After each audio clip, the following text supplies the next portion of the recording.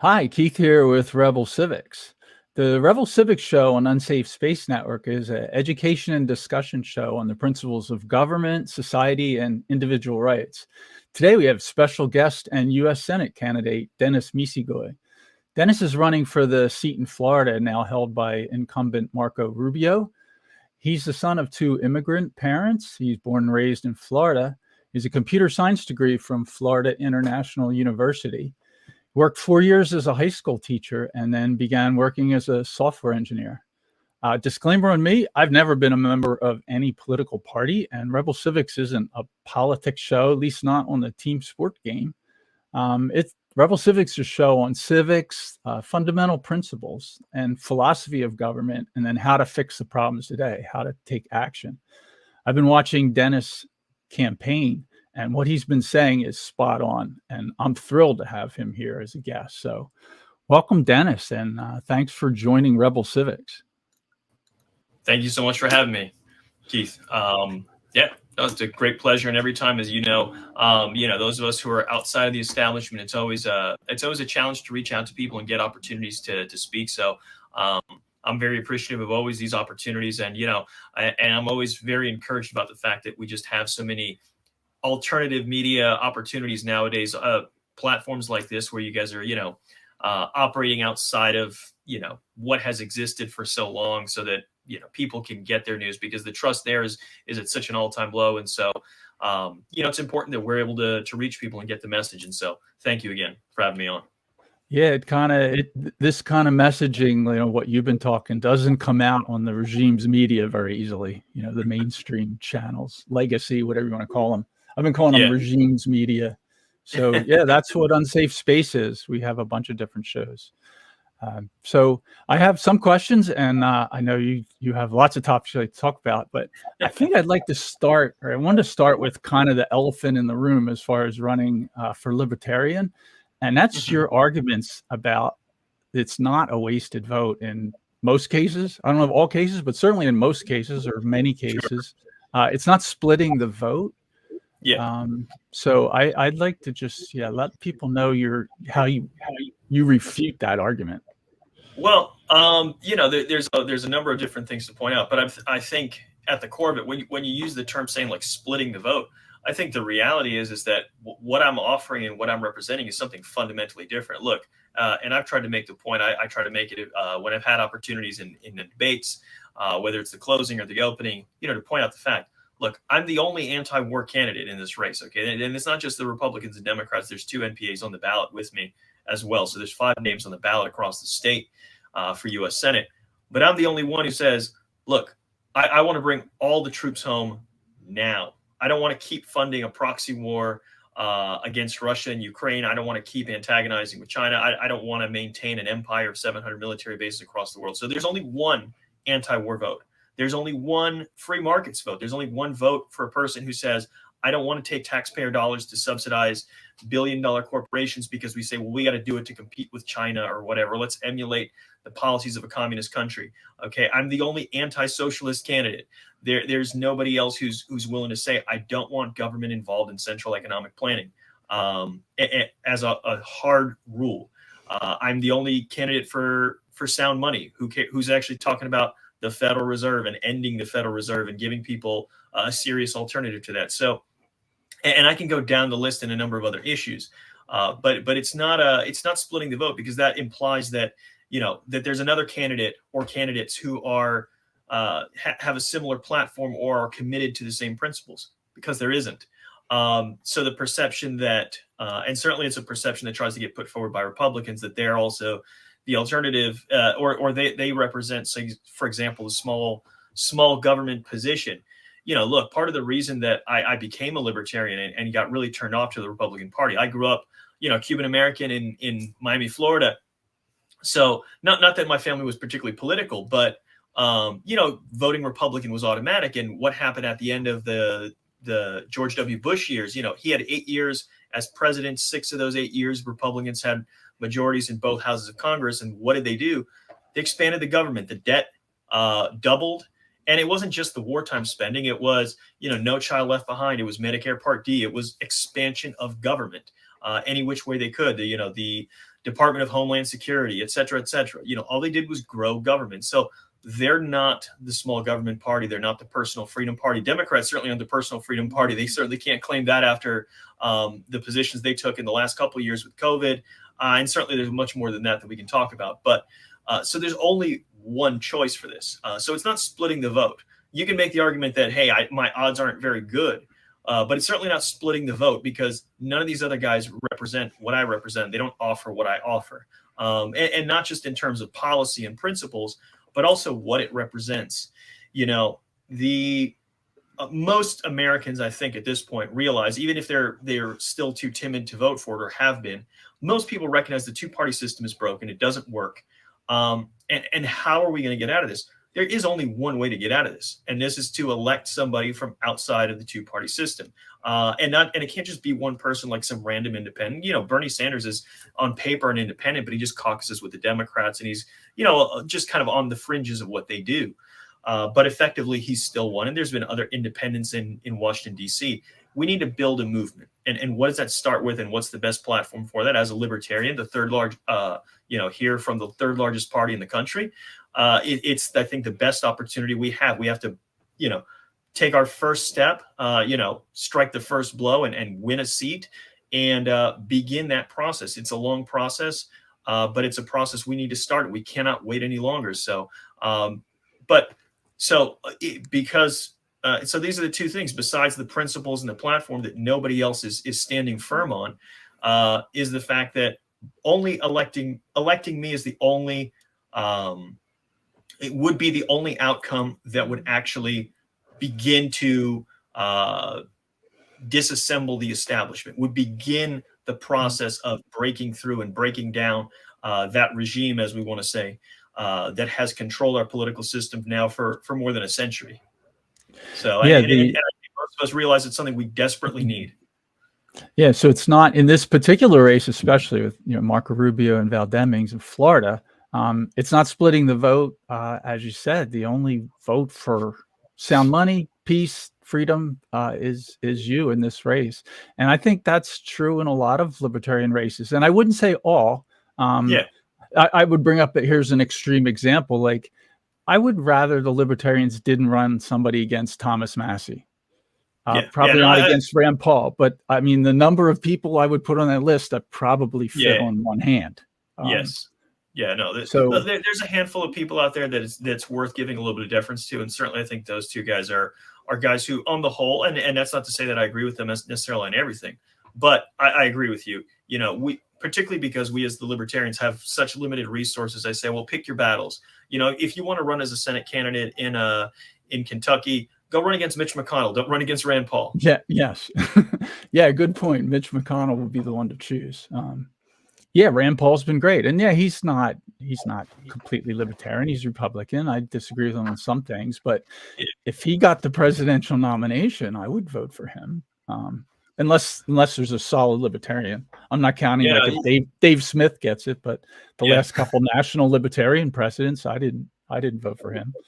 Last election, I wrote in Thomas Massey. So when I say I'm not a member of a party, it doesn't mean that I don't vote libertarian, because I vote based on principles and policies and platforms. And I hate the team sports game. I don't think the team sports game is going to fix DC.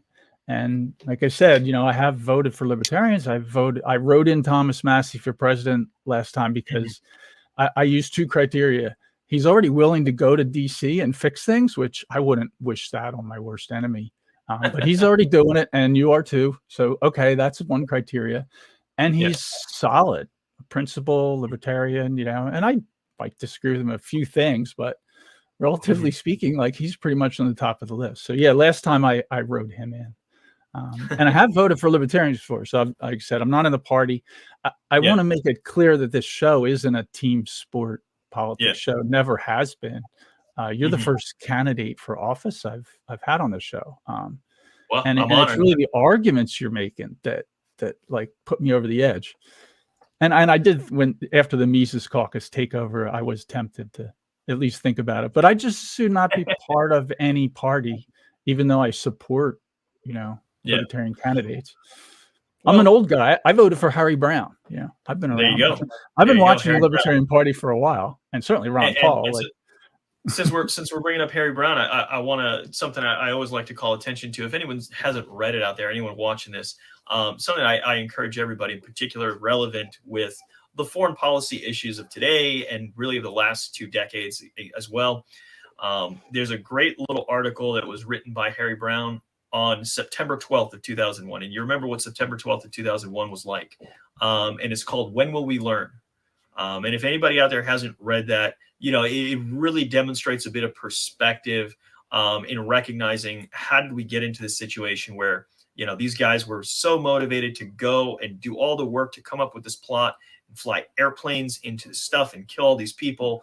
What motivated them, and when will we learn that these policies that we allow to go on and the foreign policy that we have is going to have these kind of disastrous effects and will always come back to bite us? And it really, I think about it in the context of what's going on today. And I keep saying this to anybody who will listen to me.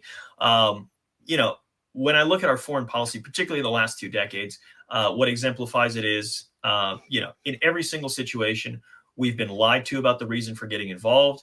And they've lied about the motivation or the purpose of the U.S. involvement. And then on the other hand, they have been totally wrong about the consequences of all of those interventions. And so, but the problem is that what my perspective is, the consequences of getting it wrong against the Taliban, for example, thinking we could remake Afghanistan into whatever. And after, the longest war in American history, 20 years, $2 trillion, probably 1 million Afghans dead, thousands of U.S. soldiers plus tens of thousands who came home and committed suicide, racked with what they came home with, all these problems that we're dealing with. And for what, literally within a week of us leaving, they had the entire country again. You look at Iraq and I don't think anybody planned after getting rid of Saddam Hussein that we were going to be ruled by a Shia majority who was then going to be friends with Iran. Assad must go, except Assad is still there. Every time we've been wrong about the consequences, we've been wrong about the outcomes. But the consequences, the potential consequences of getting it wrong against Putin in Russia with, the next largest nuclear arsenal in the world, those are a different set of consequences than the consequences of getting it wrong against, Muqtada al-Sadr. So that worries me a great deal, is the possibility that these guys may think that they can thread the needle and they can push the buttons and they can push far enough, but they won't push them over the line to where it'll really go wrong. Because if it goes wrong, it's going to be the American people who suffer. And so, again, it goes back to the question that Harry Brown asked: when will we learn? And that is really something I hope everybody, if you've never read it, never looked at it, I really encourage you to go look that up. We should, I'll have to find that and we'll put it in the show notes. I remember it. That's a great article. Yeah, and that was 2012, right? The day after, wasn't the day after the 9/11? 2001. So 2001, I mean. 2001, yeah. No, and yeah, he's been warning, and Ron Paul was warning. Ron Paul warned about this in 1991 when the Berlin Wall came down and Warsaw Pact broke up, Soviet Union broke up. Ron Paul was warning, like, be careful with expanding this NATO stuff. Yeah. What are you guys doing? Like in 1991 and then again in 2001, Ron Paul was warning. Yeah, Harry Brown's great. That's great, that article. Oh, and here I'll just pop this up for reading material. Remember Harry Brown's Why Government Doesn't Work book? I happen to have that on my shelf right here. You met Carter, who started Unsafe Space. He hosts 2 other shows on here. When Harry Brown wrote that book, Carter and I split a box of them and handed them out to everybody. And it's when I moved to Florida, that's one of the few books I brought with me. Anyway, yeah, Harry Brown warned us. Ron Paul warned us. You're warning us. Well, yeah, and it's not even just the libertarian non-interventionist types. Like even these guys who are like the old, sort of Cold War, Cold War era establishment diplomats, the guys who kind of navigated us through all of the whole, avoiding mutually assured destruction and, basically maintaining things so that we survived until the Soviet Union just collapsed on itself. All the guys who did that, even a bunch of those guys like George Kennan were warning back in the 90s when they began the whole process of NATO expansion. That says, look, if we go down this path, it's gonna, if this is the path we go down, It's going to instigate a bad reaction from Russia. And then, and he rightly predicted, and then as soon as that happens, people are going to use that and say, well, look, this is just what we told you all along about Russia. Look how bad they are. And this justifies now what we're doing. So it's this sort of circular thing. And like I said, even people who are not necessarily, from our non-interventionist way of thinking have acknowledged this. Even like Henry Kissinger, has been saying that this is, terrible and we should be negotiating to try to de-escalate the situation. And everything they're doing is the opposite. It's Absolutely. the opposite of de-escalation. Since 91, they've been escalating this, and they ramped it up in 2012 with the CIA and the State Department overthrow of the government in Ukraine. It's almost like they planned it. Like warning doesn't work because they know.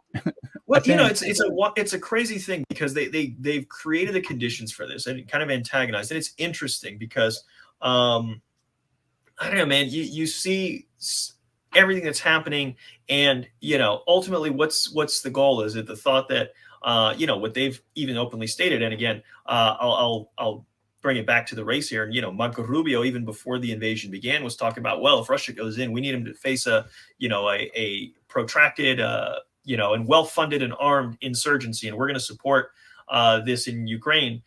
And Hillary Clinton, right after it happened, was basically talking about emulating the 1980s Afghanistan in the Soviet Union. The Soviet Union invading Afghanistan in the 1980s. That as the model, because the U.S.'s involvement there. Because what was it? It was to try to bleed Russia, and it's essentially the same thing that they want to do here. It's not about protecting Ukraine, and this is one of the things that really gets me is that when I talk about this issue in particular and say the U.S. should be, trying to negotiate some kind of peace, or at least at a bare minimum withdrawing its support and stop trying to fund this war and trying to exacerbate and extend the conflict, which is what we're doing. And we're doing it to, again, more to hurt Russia than anything else. It's not about protecting Ukraine. Look, if the model you're following is Afghanistan in the 1980s, that is a catastrophe, and you don't really care about them. Okay, when the Soviets invaded Afghanistan, it's estimated that in that war, I've seen estimates as high as 2 million civilians being killed. Okay, and that's just innocent lives being lost due to a war that you're purposefully going and trying to extend. Now, I don't know what the outcome of that would have been had the U.S. not been supplying and assisting in whatever way it was. I don't know what the outcome would have been and how different it would have been. But that's not something good. And also, on a side note, if you think about how Afghanistan has sort of evolved culturally, and this is sort of anecdotal, but I mean, I think we've all seen these kind of pictures, particularly as like the war on terror was really getting forward. People would show these pictures of Kabul in the 70s and 60s looking very modern, looking like, comparatively speaking, relatively westernized, women in sort of modern clothing and everything else, not the sort of crazy fundamentalism that we saw by the end of the 90s, early 2000s when the Taliban had taken over. And, how does that happen? Well, you have a whole bunch of years of war, destroying a country, breaking everything down, massive loss of life. Usually the end result after that is not a good thing. You look at what happened in Libya. Libya was in 2010, arguably the most prosperous country in Africa, highest, I think, per capita, I don't know, it's GDP or income, whatever. But by varying statistical measures was like the most prosperous country in Africa. We get involved, to overthrow Gaddafi. NATO, the defensive alliance of NATO, gets involved to overthrow Gaddafi. I always love when people tell me that NATO is purely defensive, and it's ludicrous. Yeah. The way I'll just put one comment on NATO, I'll throw in, like, I think NATO exists to counter the threat imposed by the existence of NATO. Yeah. We could just get rid of it and then all this would end. But I'm sorry, go ahead. No, but we took Libya, and again, you can say whatever bad you want to say about Gaddafi, a dictator. Okay. This guy had been in power for decades and decades. Okay, fair enough. But look what came after. What came after is, broad, open air slave markets in broad daylight. Okay, literally. I mean, the place is an absolute mess. It's a catastrophe. And why?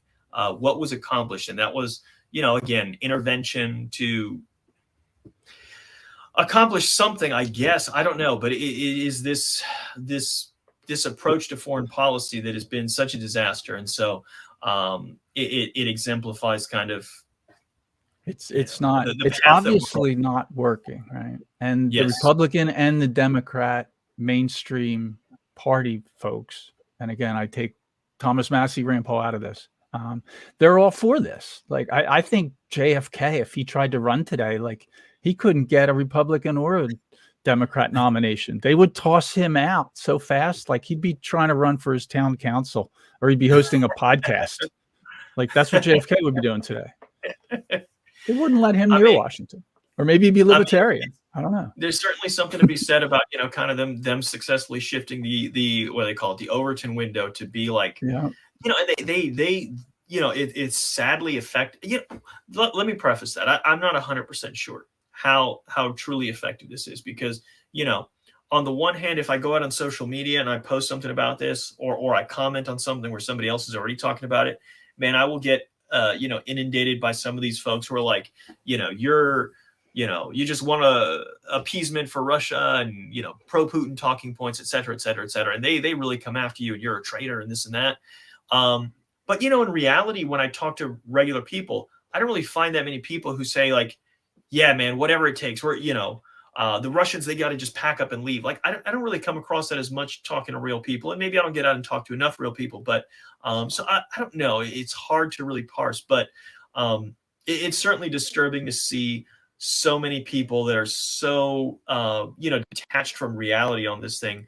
And I'll say one thing that at least didn't happen, which thankfully, because it would have started World War III already, was a few months ago when some folks in the in Washington D.C. were talking about putting a no-fly zone over Ukraine, like we're gonna have U.S. planes going to go shoot down Russian planes in Ukraine.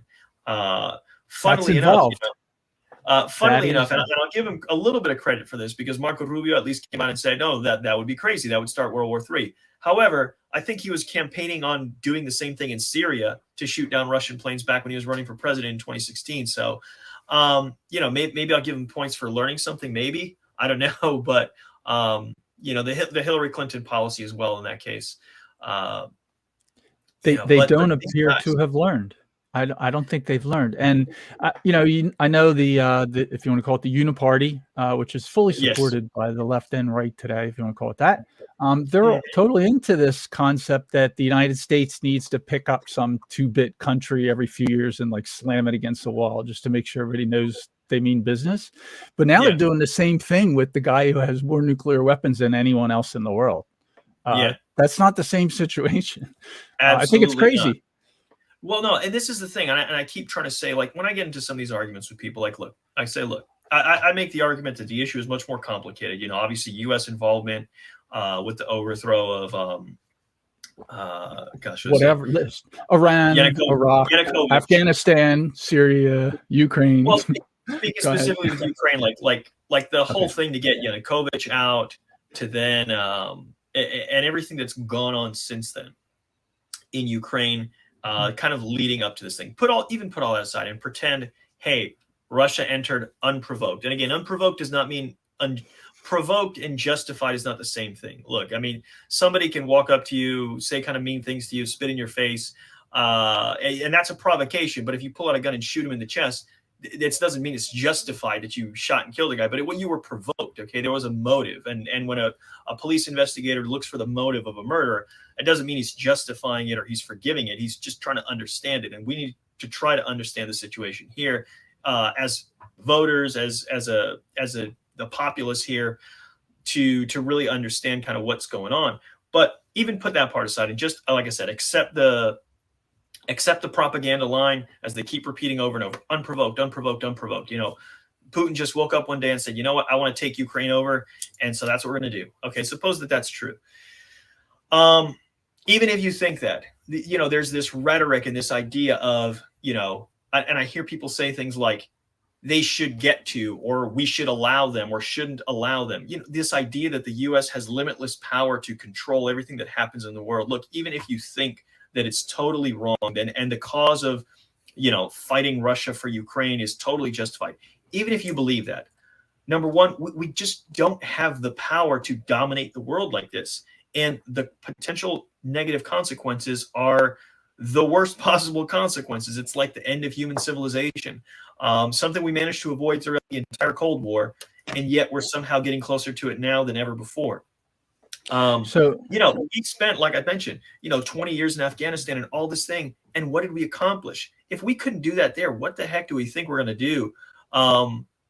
Dominating and deciding, well, what's Russia going to, like, we're going to tell Russia that they can't do something with a country that's on their border, on the other side of the planet, realistically, to what end, Yeah, I picture if Russia did in Canada what we're doing in Ukraine, it would be another shock and awe campaign from DC. Just, picture Quebec finally succeeds and starts another country, and then Canada, you have to. This is a little fanciful because it would require Justin Trudeau to become less socialist for this to work. But if he gets hooked up with Russia, the U.S. would not even it would be shock and awe is the only thing I could think that it would be. Yeah. They would be bombing Ottawa right now. Yeah. If that happened. It's so an you incredible put this as you put this as the top issue. And like the sound money problem doesn't exist if we have a worldwide nuclear war. Well, it's the thing. Look, peace is the way you put it. Well, that's what when we were talking about, kind of promoting this and everything, it's one of the things that I try to, put a big emphasis on this. Look, and even no matter how evil you think Putin is, and I'm not saying Putin's a good guy by any stretch. I don't think anybody who's a head of state for decade plus is probably going to be a good guy. That'd be a pretty rare thing to happen, pretty exceptional thing to happen. But if you just buy into this supervillain caricature, even then, again, the potential for harm, the potential worst case scenario is nuclear Armageddon, end of human civilization. That seems like that should be our top priority, should be avoiding that. That should be the top priority of every policymaker, should be, how can we avoid that?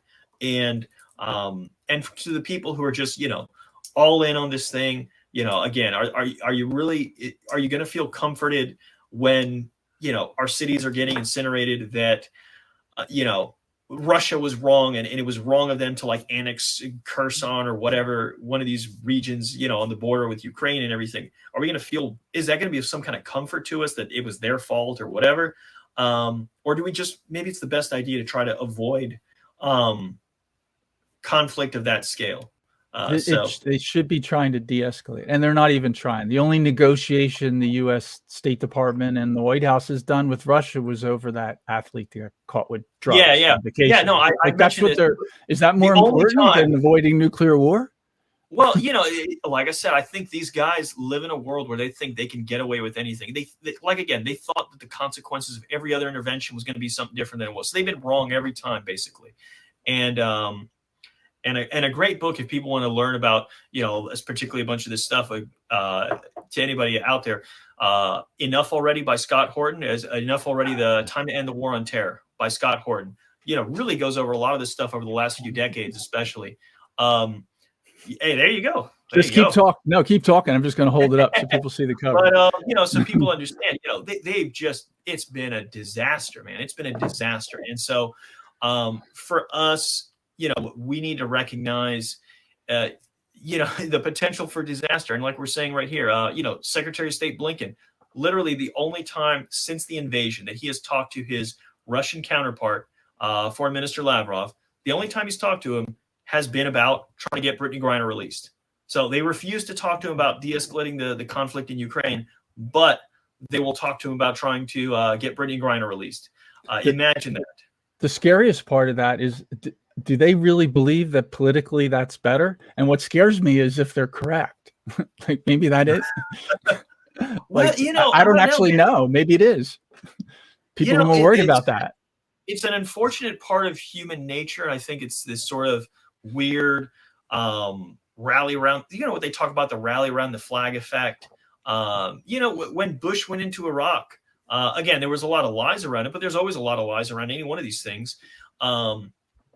There was a whole bunch of support, and Bush was riding high on that support at the time. And so it's tricky, man. They're very good at the propaganda. And so I'm hopeful. like I said at the beginning, man, I'm so hopeful about the decline in trust in the old mainstream media, legacy media, regime media, and the rise of more and more alternatives where people, even if they're not necessarily, aligned with me and don't necessarily have all the same ideas, but at least they're a little more critical thinking, and at least they're not, just bold-faced lying to people. When I see people talk about, in particular, obviously Joe Rogan as being one of like the biggest podcasters out there and everything, they talk about it and talk about like when he has Dave Smith on and they're talking about some of this stuff and people get like, oh, why is he talking to a comedian and this and that? It's like, look, man, people have lost trust in journalists and mainstream media. Okay. And here's what it boils down to. Look, these guys may not be the top experts in the world on something, but what difference does it make if you have the top expert in the world on something and you think he's lying to you? Okay. You could have all the experience and all the knowledge in the world, but if I think you're lying to me and you're coming at me with an agenda, well, what's the point? So at a bare minimum where we've got the alternative voices and we've got a little bit of honesty and something people can believe in, I'm hopeful that we can kind of break through that propaganda and bring some common sense to this. So, but yeah, it's a no-brainer to me that it's going to be the most important thing because, yeah, like you said, if the world gets nuked and human civilization is wiped out, that'd be the scenario where the Federal Reserve doesn't really matter anymore, and the fiat dollar versus alternatives, it doesn't really matter at that point. But I'm praying and hoping we don't get there. I like that what you mentioned really when I wrote the promotion for this and I sent it to you. You replied like, "Own put peace first." I'm like, "Oh yeah, that's right," because sound money isn't first, because it won't matter. I mean, it's important. It's important. Yeah, no, I'm not saying that.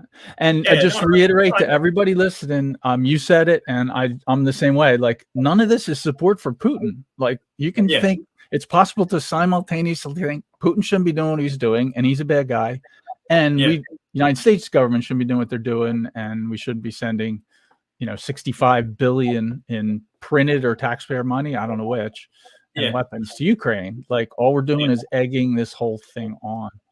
It's a false dichotomy to be claiming that, to even say anything that maybe we shouldn't invade Iraq, maybe we shouldn't have invaded Afghanistan, maybe we should leave Europe to the Europeans. That isn't support for Putin. Well, that was the thing, man. If you were against going into Afghanistan, you're a terrorist sympathizer. If you're, or at least going against the Taliban, if you're against going into Iraq, well, you're pro Saddam, and now this and that. That's how the propaganda works, and unfortunately, it doesn't leave any room for sort of nuance. But yeah, this is the thing. I think a lot of us, our perception of conflicts and wars, especially, so ingrained in us by media.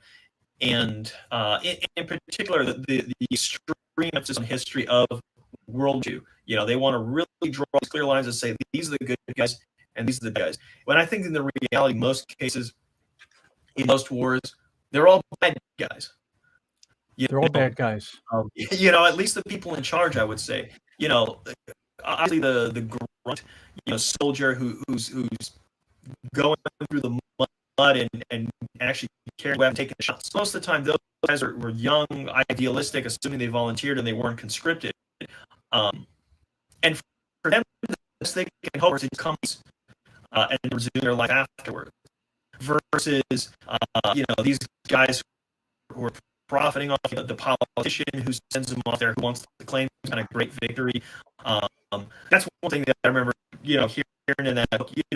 That was one of the things when I read Scott Gordon's book, as bad I thought everything was, because I got into this, listening to Ron and GOP back in 2008.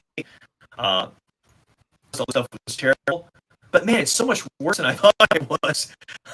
And in particular, I remember him citing an interview with Bush in the late 90s, W. Bush, about being a president and to really have elect a wartime president to add that they always wanted to get into a war. They always wanted this, and to hell with the cost.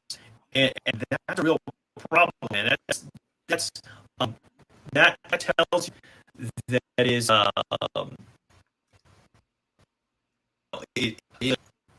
it's some kind of, what can we say about it, man? It's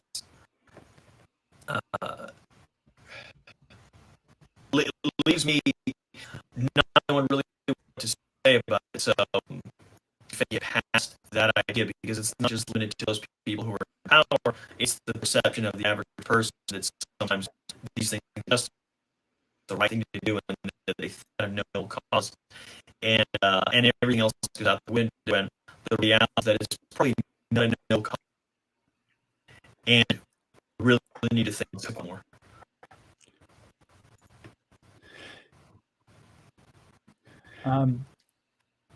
I'm looking at some comments. Yeah, your audio is breaking up for me and Carter too, and getting an echo. G-Man, one of our regular listeners, posted that the WEF has found us. So yeah, Klaus Schwab found out about this conversation apparently. I'm going to try pop you out and pop back in. I don't know if that'll work while you're doing that. I'll pop you out for a minute and talk. So as a top issue, what Dennis is saying there, avoiding nuclear war with Russia has to be pretty high on the list. Worrying about an athlete that got caught with recreational drugs in Russia is not the top priority of the U.S. and Russian State Department, which is what they've been doing. So all of these intervention wars have been the same effect, and none of them are working. The whole thing's ludicrous. So we need to take this off their table, and that's the reason for libertarian is, if that's the way, that's we should do it.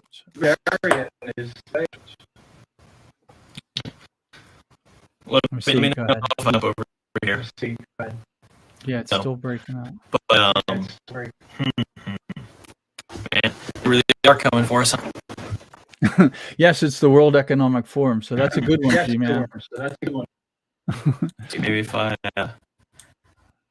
downgrade a little bit in the resolution, that'll help us out. I don't know if that'll help with the bandwidth. I got too much other stuff going on over here.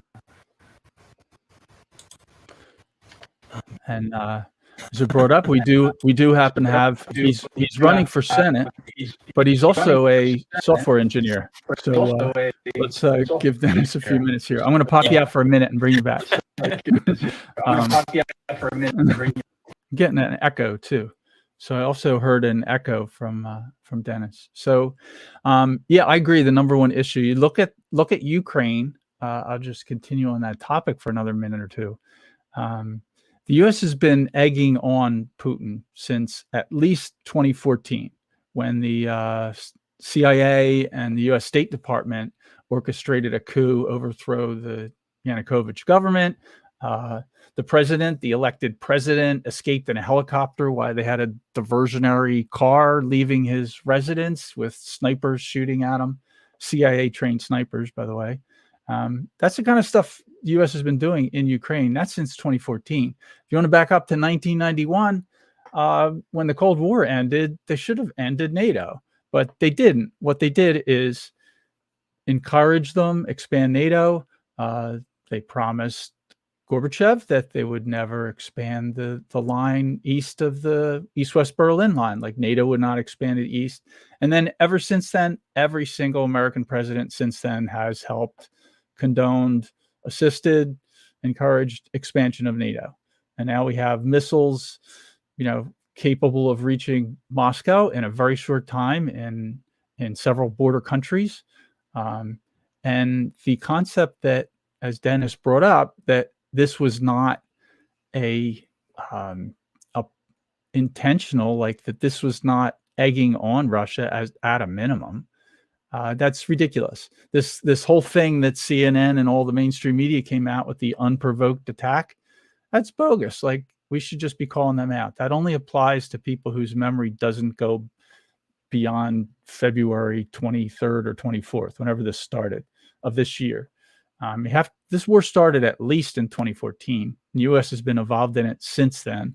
And I think you can look at it. It started in 1991 when they started expanding NATO.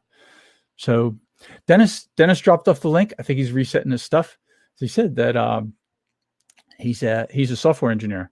And one of the things that you find in these conversations is that in the politics, that people who have been in political arena their whole careers, pretty much all of them have no clue. So having somebody that's been a high school teacher and an engineer that is solid on all these principles, that's who I want to see trying to fix something from the inside. Dennis is back. You're back on. Yeah. Well, let's see if it's working any better. If not, I'll take a little quicker. Try to see if I can do it quickly to get around and maybe improve it somehow. But no, yeah, this is one of those things, and campaigning is certainly a challenge, not just with limited resources, but also I'll be honest, I'm not a pro at this. I formulated public office at a very low level back in November of 2016. But, this sort of thing is a different animal, and there's things that, maybe sort of unforced errors where it's sort of difficult and not being able to get out everywhere. But, part of that is a reflection of the fact that, I'm not one of these guys who has lived to get power. The people who are in politics, unfortunately, politics is so dominated by this because the power in government attracts people who want the power and want to abuse that power. And so those guys are willing to do everything and they dedicate their lives to it. And that's not me, unfortunately, or for better, but that's not who you want to have power. You want to have somebody who's a normal person, I think, at least relatively normal. I can't say I'm too normal, but the idea that and unfortunately, it's just the way that it is. The people who are willing to do everything to get elected, oftentimes the people we really don't want to have, because those ones that are just committed to, and it's their life's work to try to get power. And we can certainly see that with both of our big two-party options. One of them is pretty much a lifelong politician in Rubio, and on the other side you have Val Demings, who has been a politician for a good bit of time, and prior to that was a long time still government employee in terms of working in the police, which is another thing that attracts people who want power, because you have power as a police officer. And I don't know necessarily her motivations when she first got into it, but certainly that's the case. And we see that where you see police abuses in communities, you can kind of get the sense of this, and it's something that's observable, where you have power, and particularly when government positions that have power, it attracts people who want power and who are, willing to, who want to use that power and are willing to abuse that power. Yeah. And that's, and yeah, you sound better. I'm getting an occasional cutout, but it's easy to follow what you're saying. And if I have any problem, maybe we'll take your video out and just use audio, but this sounds better, whatever you did. So the power hungry, yeah, it's Val Demings. She was chief of police, right, of a major city. That's usually a power position. So to fix DC from the inside, and I applaud you for thinking about trying this. So one of the questions I just wrote kind of in general, like, why run for office for a national election? And I'm not saying to me, sheriff, school board, yeah, town, county council, very important elections. So as far as running for office, I love your story that goes back to, taking action on, the people leaving Cuba and coming here and taking action. You want to tell that story? I think that's an awesome story.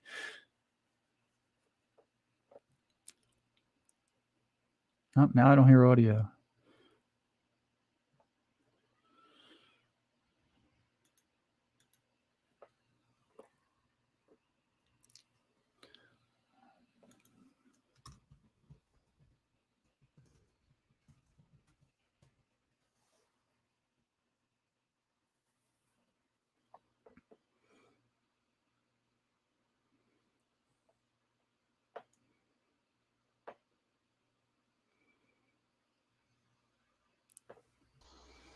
Dennis, we're not hearing audio. Okay.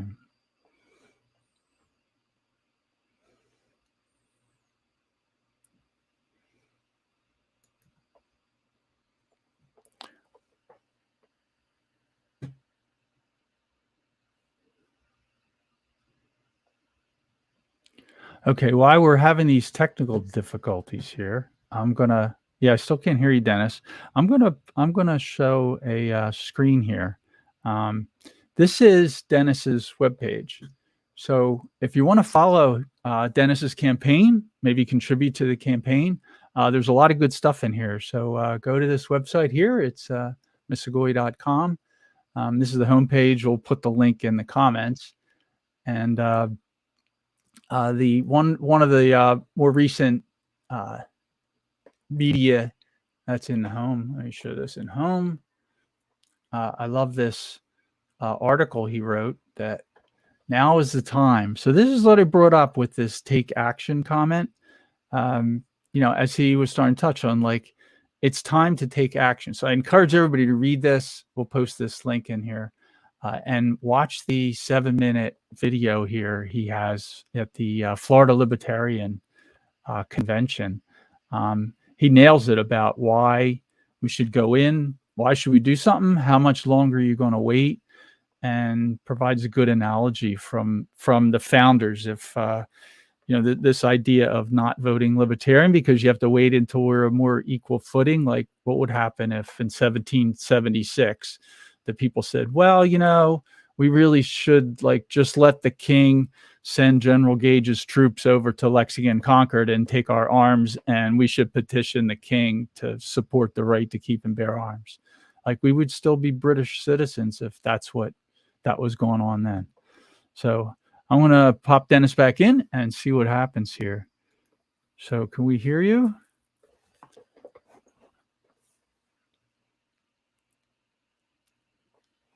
No, I don't hear. No, I don't hear you. So I think I'll keep talking about your website because there's a ton of stuff here I could go into. He's got a section here on issues. So if you go into here, the one we talked about, this is the big one. As he pointed out, if we enter into a worldwide nuclear war, or which could happen by just using low yield, quote unquote, low yield battlefield nukes, none of these other policies matter. So that's an important one. And that's one that both the Democrat and Republican in this particular case aren't really talking about, like the pro-war. And the majority of Senate and House are too. I kind of miss the old Democrat Party when they would let the anti-war Democrat Party. But you got to go back to the 60s for that. The new party is all in it. Like Dennis was talking about, Hillary Clinton is just as much a part of the pro-war party as George Bush was. And she had her own wars he started. And then we got Barack Obama, who started more wars than any president in U.S. history so far. That's the peace candidate. Like, that's not the Democrat Party we have now. So if you're going to vote in this particular race in Florida and in a lot of other elections around the United States, if you want to vote for peace, the Republican and Democrat mainstream candidate are not the way to go. So another issue, Dennis has been really solid on this campaign, is monetary policy. And so we could put this sound money as kind of a second issue. Like, so this is assuming we managed to Can you hear me now? quell down. Yep, I hear you good.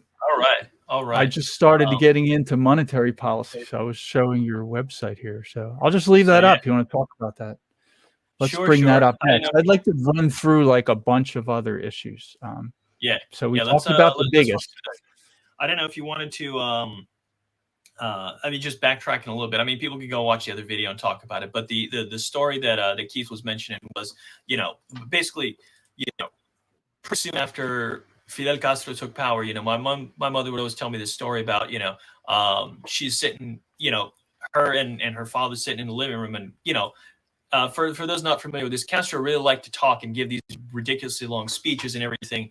And so one of the things that, and this is particularly early on, so this is before he really, went all in on getting together with the Soviet Union. This is really early after. We're talking like 1959, 1960.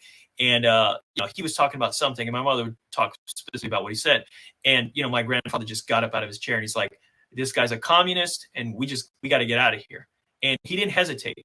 This is what I was talking about in that speech, is that he took decisive action. He picked up and left everything from his home country and did what he needed to do to get himself, his wife, and his 2 kids out of there. At the time they left, you could still take a ferry boat from Havana to Key West, and that's what they did. That's how they left. And he took decisive action, and it changed the course of history for my family. It made it possible for me to exist and for the life that we've had. A lot of people who didn't take decisive action at that time, had a much harder time. And you see what you've seen in the decades since, people trying to leave Cuba, in particular, what you've seen with people having to leave in rafts and in the dead of night and these really terrible conditions and very dangerous. And so, but he was able to do this because he didn't hesitate. He just took action. And similarly, when we talk about the revolution and in this country, and we talk about, the foundation of it, everybody knew that change wasn't going to happen overnight. It wasn't going to be quick, but it was a whole bunch of people who found the resolve to take decisive action. I think if we want to change things today for our nation, if we want to get ourselves on the right track, we have to have the courage to take decisive action now. We can't hesitate. We can't say, gosh, let's wait for things to be a little fair or a little more even and a little easier time. No. We need to have the courage. We need to be brave enough to just step up, man, and not accept what we've been given. We're not going to be petitioning the crown and say, let's work within the establishment and change it from the inside. No, we need to be willing to let's break through this thing, man. Let's not tolerate it anymore, because the longer we do, the more this is going to continue. All right, I know you wanted to get through policy, so let's talk policy. Monetary policy. Look, we're over 9% inflation, and that's just officially everybody who's buying their groceries week after week. They know that those prices have gone up more than 9%. Even where gasoline, they've tried to offset it a little bit by, the strategic reserves and this and that in order to at least get it down ahead of midterm elections. Even that is still more than 9% up from what it was. So we've got to be honest about the effect here. And how did we get here? Again, the Federal Reserve printing trillions of dollars to for a lot of the COVID spending. The CARES Act, over $2 trillion. Just there in 2020, along with another $4 trillion that the Fed injected themselves out of thin air. That plus just the overall history of the Federal Reserve. And, since 1913, when the Fed came into existence, the dollar has lost 94% of its value. The summary of this whole situation and what we observe is that you cannot trust the government, and you cannot trust the adjacent central bank with control of the money supply. Money is too important. And sometimes people think, why do you care so much about money? Look, money is one half of every transaction. Okay. It is how the economy functions. And the economy is not just about money. The economy is about the allocation of resources in our society. How are we going to allocate, all the things that we have and produce and that come from overseas? The way we allocate it is through voluntary exchange, or at least that's the way we should. We certainly don't want to have it done through central authority, because, that's an absolute disaster. So you want to have an economy working. What do? We have a free market. We have free exchange. So the answer with money, you want to have sound money. Well, how are we going to have it? We're not going to get it from the government. The Constitution doesn't authorize a central bank, and we can go deeper into that. But the point is that what's our answer to this problem? Our answer to this problem is a free market when it comes to currency. The term I like to use is monetary freedom, sound money through monetary freedom. We get rid of those restrictions and the barriers so that people can use whatever it is they want to use as a medium of exchange. If that's going to be a currency that is backed by gold and silver, which is something the Constitution does authorize, and does authorize Congress to at least set a uniform set of measures for coining money to regulate the value of that, not for fiat currency that is based on nothing. Additionally, we have modern technology, modern options. You have cryptocurrency, in particular Bitcoin.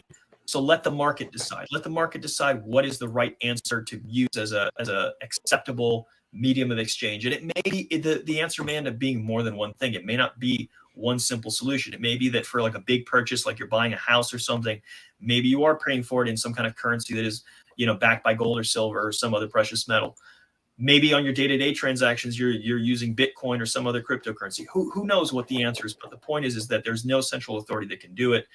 We certainly cannot trust them, because they will always abuse it. It is guaranteed, because it facilitates their agenda. So much of the inflation has been driven by trying to cover the bad government spending, and so the out of control government spending that they could never tax you enough for. So we've got to get away from that, and that's what monetary freedom and my approach to sound money is all about. So let's go down the line. Yeah, go down the line. But you just close that one out, you would end the Fed, right? Absolutely. I would audit the Fed and end the Fed, because not just ending it, but we need to know what's been going on behind the taxpayer, and everybody who's been holding dollars all this time. We deserve to know the truth about what was in there, not just as much as we'd love to torch the place, figuratively speaking. I want to be clear about that. As much as we want to see it ended, and it does need to end. Repeal the Federal Reserve Act and just shut it down. It was created by the federal government. It should be dismantled by the federal government and cease to exist.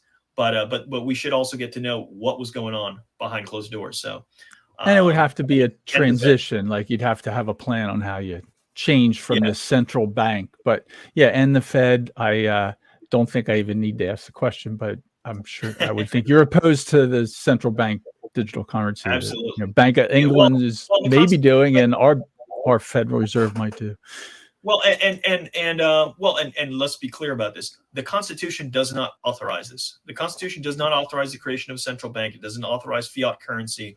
What it says about money, it talks about coining money. Congress has the power to coin money. That's very specific. You're talking about precious metals being made into money and regulating the value thereof. We're talking about consistent weights and measures. How much silver is in a dollar, as it used to be. Not what we have now. So what we have now is not consistent with the Constitution. And that's another reason why. If for no other reason, even if you don't share my views on this stuff, look, if these guys are going to swear an oath to uphold and defend the Constitution, well, you got to uphold and defend the Constitution. The Constitution does not authorize this. And so I think it's incredibly important. All right, I'm going to run down my list quick. So how about like 3-letter agencies, executive branch? So I'll just throw out a couple. The CIA, the FBI, Department of Education. What do you think of them?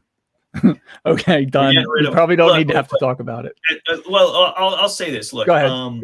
Go for it. The CIA has wrought all kind of havoc abroad that has come home to roost and caused all kind of problems. The FBI in particular, and it's gotten in the news a bit, with them going after a certain former president recently.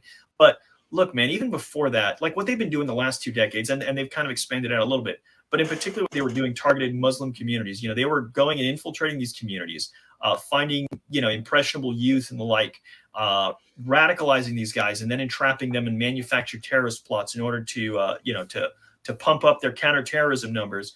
It's absolutely inexcusable. And everybody turned a blind eye. I shouldn't say everybody, but a lot of people turned a blind eye because they just thought, well, it's the terrorists and it's the Muslims and this and that. And then they started doing it to other people. And you saw like with the Gretchen Whitmer kidnapping plot, and probably stuff that happened with January 6th as well. Where, nobody wants to tell us whether Ray Epps is a federal agent or not. We just have a lot of patsies getting arrested. And it's just a political dog and pony show.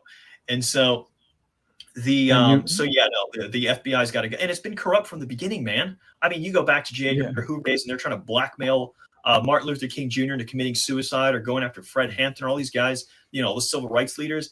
This has been corrupt from the beginning. It's not like it recently changed to something bad, in the last couple decades or something, or in the last few years.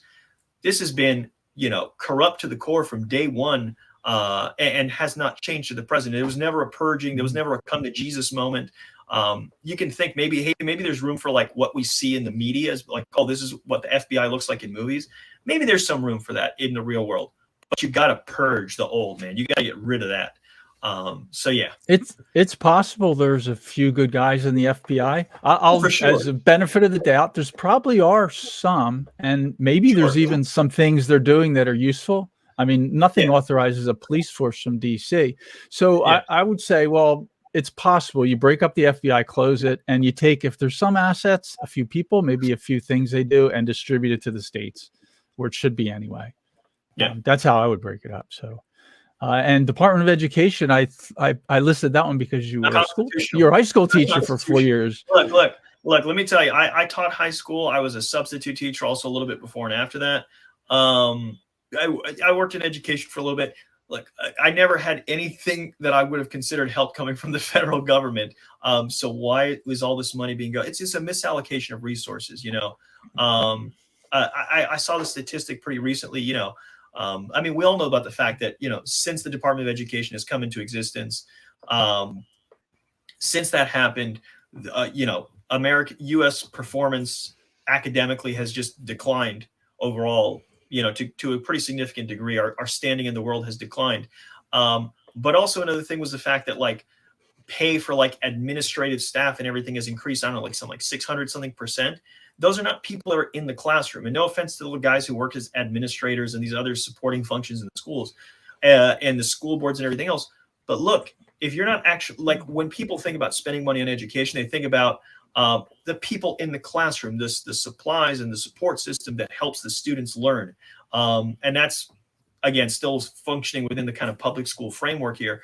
But that ain't the federal government. It's not authorized by the Constitution, and it has certainly not been a net positive. It has been a net negative for education in this country. And so there's no good argument for keeping it. Okay, that's good. All right. How about the right to keep and bear arms? Shall not be infringed. It's actually funny. All federal legislation is unconstitutional. It's a absolutely. state matter. If I had the means, I'd be trying to look at a nationwide constitutional carry, because it's constitutional. It's in the Constitution. So why don't we just recognize and follow the Constitution? It seems so simple to me. And instead, you've got, Marco Rubio even, proudly declaring, how he's supported and sponsored legislation to try to push red flag laws nationwide, and everything that comes along with that. What we've accepted in terms of, and I want to call this out just because it irked me recently. Somebody had posted the voters guide from Gun Owners of America. Now, I knew the NRA was kind of just a wing of the Republican Party. I know that already. I thought a little bit better of Gun Owners of America, and then I saw their voter guide, and they have, and I completed a questionnaire for them. They have a candidate questionnaire for federal office, and I filled that out. I gave them my answers. And when you look at their voter guide, they only have Marco Rubio and Val Demings. And I'd be surprised if Val Demings actually filled out their survey. But they gave her a rating of F, and they gave Marco Rubio, again, supporter of red flag laws, an A-. And I'm nowhere to be found. And I'm nowhere to be found on there. And so I've tried to call that out a little bit. And it's disappointing. It's disappointing to see, because, the Second Amendment should have advocates that aren't, just sitting in this sort of partisan bubble and just supporting the status quo. But unfortunately, like I say, going back to what we talked about earlier, there's a lot of fear. And what we need is not fear. We need courage to be able to break away from the establishment and not just tolerate it, but to say no to it and to cast the vote against it. At a bare minimum. To say Marco Rubio is an A-, what is an A to them? I don't even understand it. There's no room for someone who believes in both the Second Amendment and the Florida Constitution, Article 1, Section 8, which basically says the same thing, except that they can regulate how carry is done. So, he's against both of that. So how do you get an A-? That's an A- for gun owners?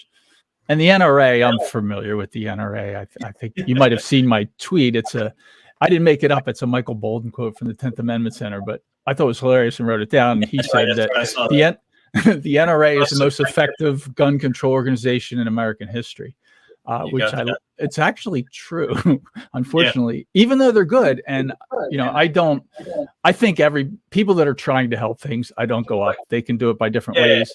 And I have the NRA range safety officer certification, and I just took the Florida D&G license armed security. That's an NRA, sort of. They do some good training.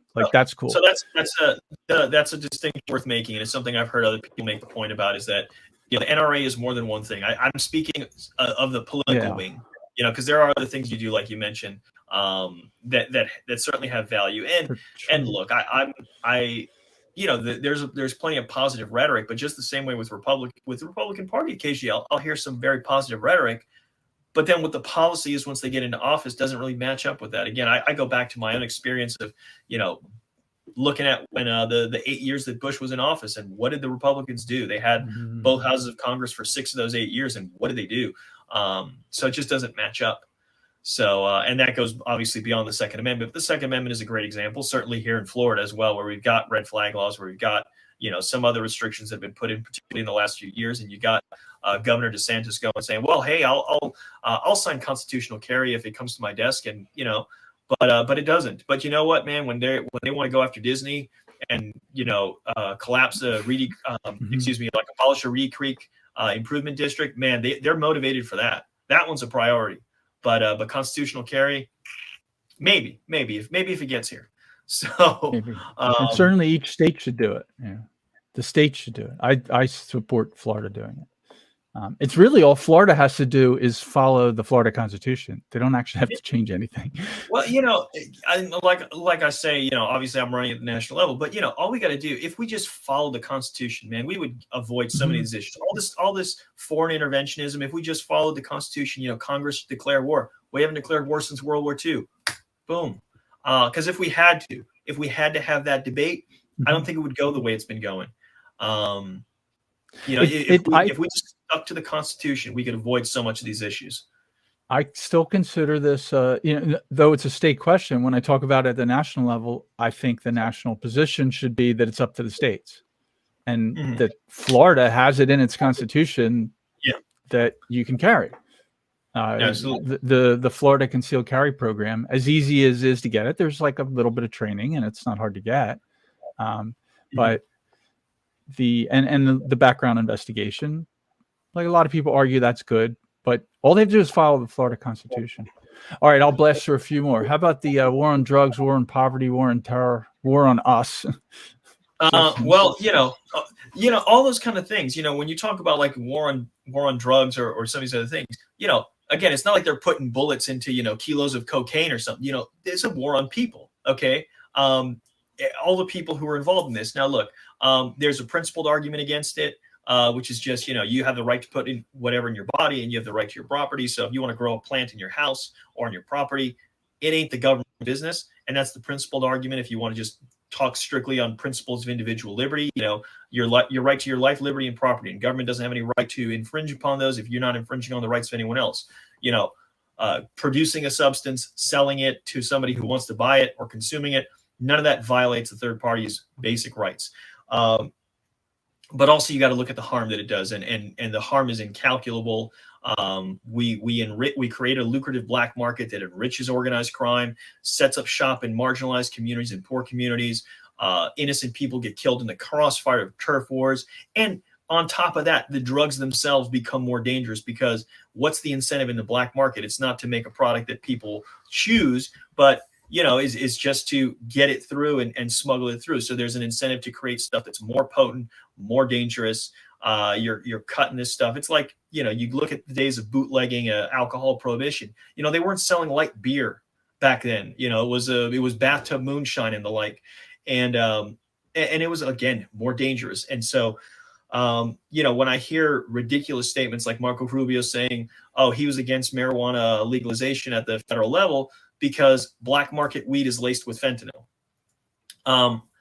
So the solution, because black market weed is laced with fentanyl, let's make sure that all marijuana is on the black market, that all cannabis is on the black market. So it makes absolutely no sense. The policy we have, and even if you don't agree with me on any of the things I just said, and you don't acknowledge it or whatever, at a bare minimum, think about this. We've been on this policy for the last half century, and it's failed. We can't even keep drugs out of prison, man. And you can try and keep them out of the country. We can't keep them out of prison. Good point. So at some point, you got to recognize that the policy's failed. The policy doesn't work. At some point, when do you say we got to reconsider and just not keep banging our head against the wall with the same failed policy that only makes things worse? And that's what we've been doing with the war on drugs. It's got to end. War on poverty. Look, I don't think you need government intervention to deal with poverty. I think you need to end the government intervention that is exacerbating and trapping people into poverty. You have to believe in people, that people have the capacity to bring themselves out of their situation to be successful. But you've got to allow them the means. Look, and other guys have talked about this more at length, but if you want to look at the places where the masses have gotten out of poverty, out of extreme poverty in particular, and done so at the quickest pace, it's always been at times and places where they've been free market reforms, where there's been an expansion of individual rights, economic freedom, private property rights. That's when it's happened. And even when you talk about communist China in the last 50 years, what happened? It was after Mao was gone and was it Deng? I think it came in after him. Deng and then Z. And so they what they do, they opened up some of the markets, and they allowed foreign investment to come in, and they built an economy. You know, and that's not to say they got away from all the bad things that they do. They haven't. Obviously, there's still a lot of problems there, and you see the same thing in other countries. And again, it's not just limited to dictatorships and whatever. You know, India for so long was still, you know, even they had a democracy they inherited from the British after they got independence, but they were still overwhelmingly socialist for decades and decades, and their economy was stagnant. And they've seen a lot of economic growth in the last few decades after making some reforms beginning in like the early 90s to protect a little more private property and to take some steps to do some of these things. And so, and certainly you look at the 4 Asian tigers, and there's so many examples of this. You want to get people out of poverty, give them freedom. Free people find a way to prosper.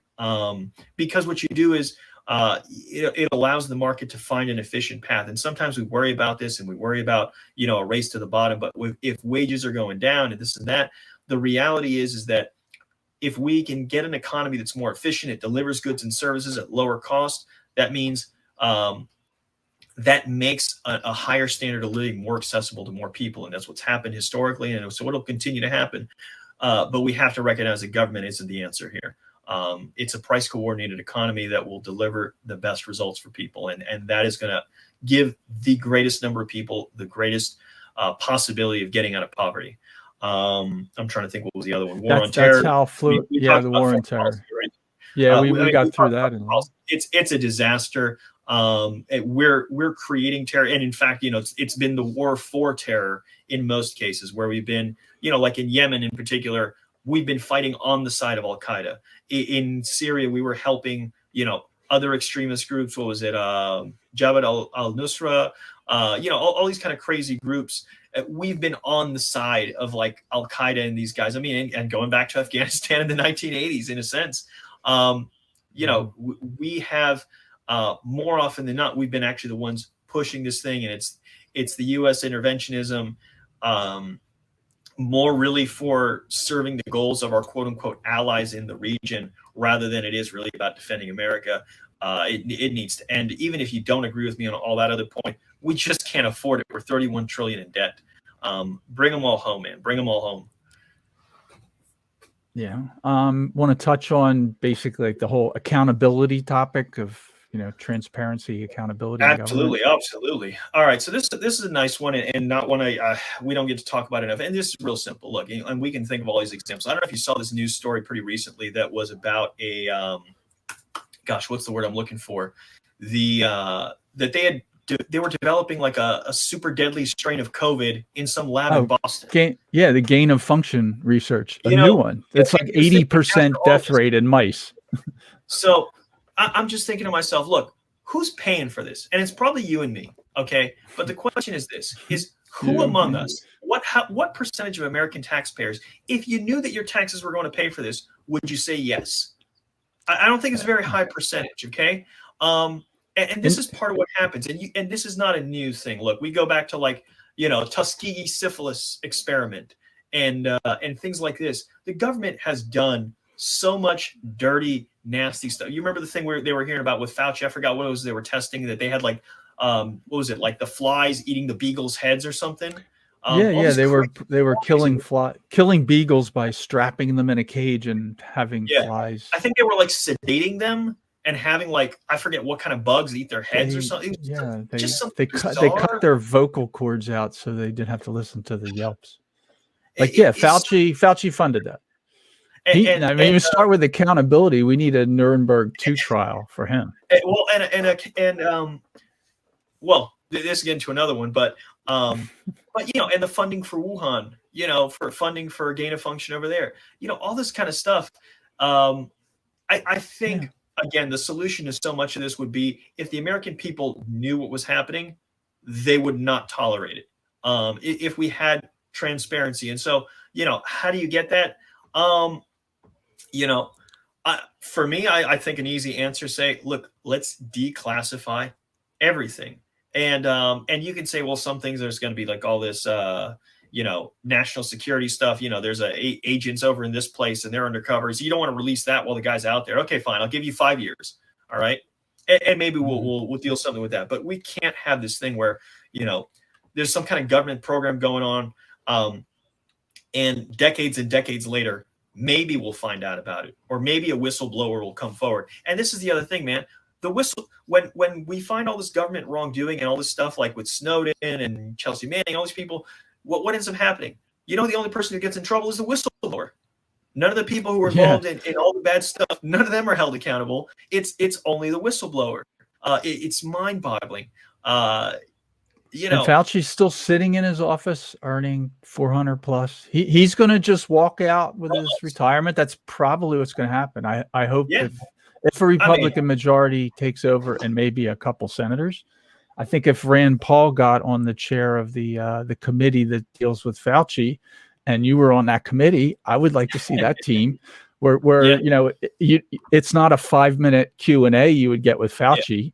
Like you get to talk to him for an hour and ask questions. Like, well, I would love to see that. I'll tell you how I'd like to kind of deal with this thing. And again, this is not even just limited to sort of government stuff. I'll give you another example, because some of the stuff we're doing right now, you know, we have this hyper fixation on the January 6th thing. And one of the things that we've totally ignored, you know, our Department of Justice, you know, totally ignoring,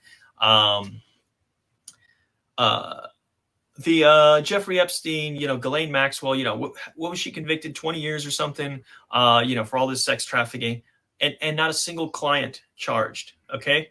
Not even a name mentioned in court. Not even the names, or not even the thing officially released, much less any of that. So for me, this is real simple. And somebody interviewed me about this, and I had like my little blurbs in the article. Look, I'd vote against funding the Department of Justice at all. I wouldn't give them a dime unless they step up and start doing their job. Because if they're not going to prosecute these kind of like most heinous crimes, if they're not going to go after like the worst of the worst, and in particular, because, you know, some of them are in the government or have been in the government, and if they're not going to go after them, they're not going to hold people accountable. What the hell do we have them for? What are they there for? We've got to be and look, this goes to a lot of this sort of thing where I stand on it. Look, it's not going to be easy to necessarily pass legislation to, you know, I'm going to abolish this department, abolish that department. Maybe, hopefully, ideally, that would be great. But realistically, the one thing we can do is if they can't get funding, okay? And that's a simple thing, and that has to go through Congress, and every no vote that says no, until you do your job, until you step up to do this thing, and you have a plan to do it, and you're committed to doing it. Why should Congress be funding? Why should the American taxpayer be funding these departments and these agencies that are mixed up in all sorts of nonsense? And then, you know, they're creating were they the ones with the Disinformation Governance Board? They wanted to create a disinformation. So yeah, what could go wrong? The government defines what disinformation. What do they call it? Mis, dis, and mal. Yes. MDM, right? Mis, dis, and malinformation. Determined by the federal government. Oh yeah. Let's see how that goes. Who do you trust to be honest with you, right?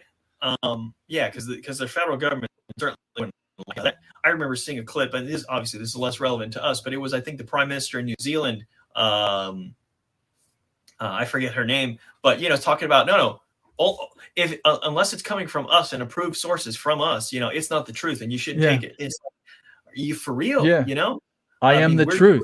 She basically, said the same thing when Fauci said, "I am the science." The New Zealand president said, or Prime Minister said, "I am the truth. We are the truth."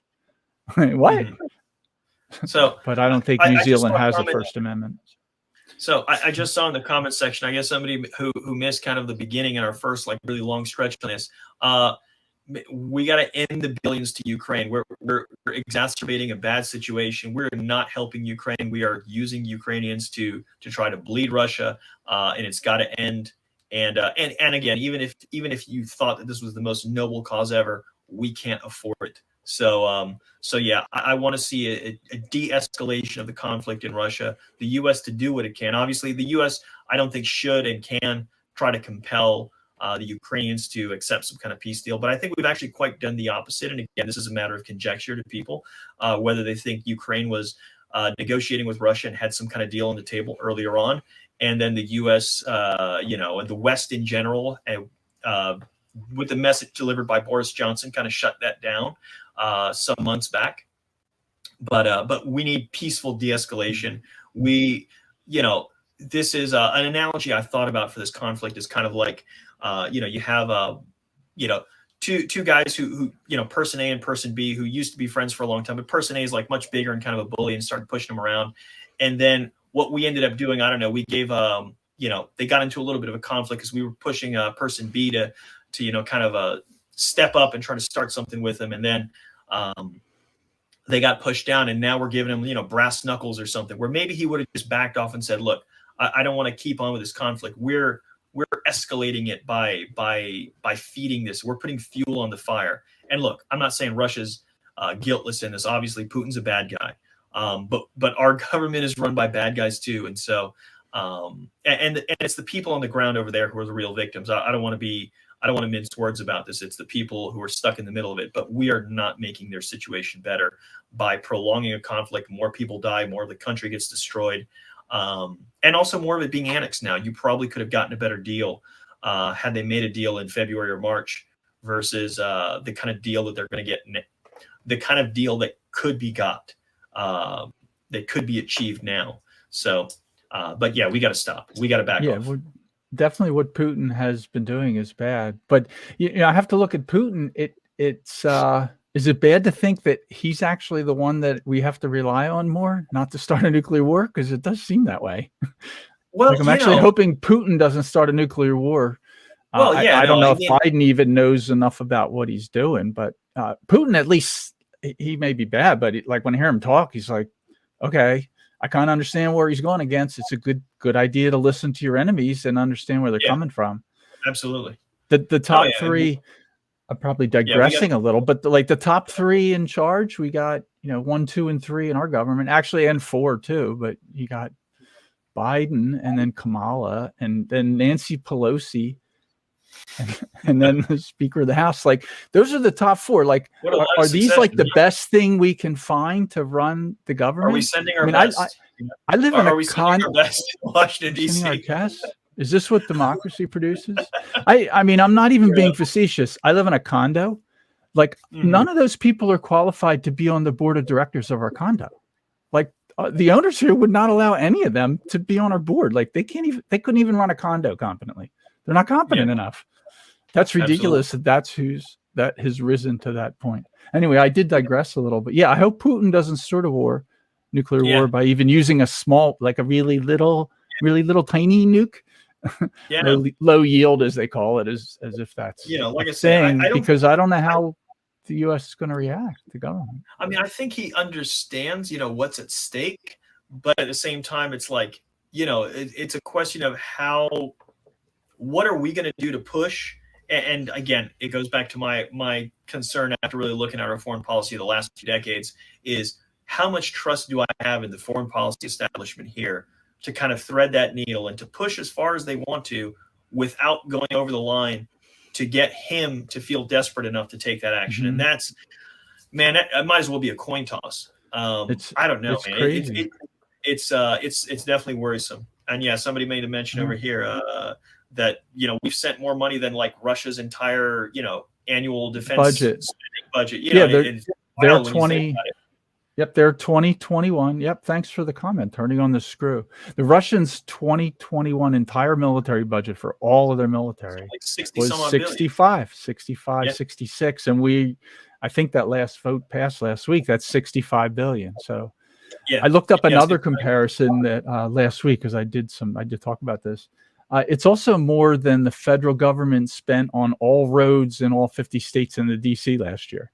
Like, we've sent more guns to Ukraine than all roads everywhere in the United States. Like, do you think there's a problem with some of our roads?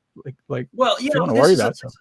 Thing, when people get upset or give me some kind of pushback and say, oh, you're libertarian, you don't want to pay taxes to pay for infrastructure and stuff like this. Like, look, man, I'm not running on cutting infrastructure. I'm not running on this stuff. Okay. If you want to have a discussion and get into like the philosophy of like what makes sense and what's a good idea and whatnot, okay, we can do that. We can kind of go down the rabbit hole with it. That's not what I'm running on.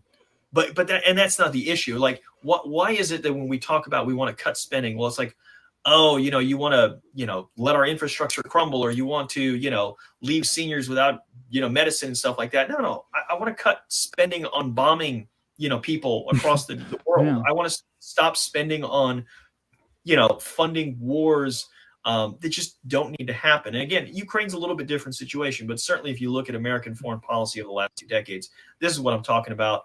And maintaining 700 plus military bases across the world. Look, what's the objective there? It's the pursuit of global hegemony, this idea that we are the rulers of the world, that the leaders of the free world. We say it. We try to present it in a certain way, but and we get into this. And it's the same thing we do a little bit domestically from the government's perspective of, are we going to allow this? Are we going to give them permission? Are we just going to let it happen? We don't rule the world, and we don't have power to decide whether something's going to happen. This and that. I say Ukraine's a little bit different situation just because Russia did invade. It wasn't like us funding or starting a war, or like us helping the Saudis begin a war in Yemen or intercede into Yemen. So it's a little bit different. But it's still something where we need to not be involved in. And the only involvement we should have, if we're going to have any, should be trying to de-escalate the situation and trying to, the only way you save human lives is by stopping the fighting. And so, and we seem to be intent on doing the opposite of that. You hear Lindsey Graham out there saying, if we give them the weapons, they'll fight to the last person. We're not really concerned about saving Ukrainian lives out there. So, evidently they're not. That isn't their goal. Yeah. Maybe it's money. All right. So are there any other issues I can, are there any of the ones you want to highlight? We went through a lot. And I've already heard enough that I'm pretty sure I could bring up any issue and I would just be nodding my head.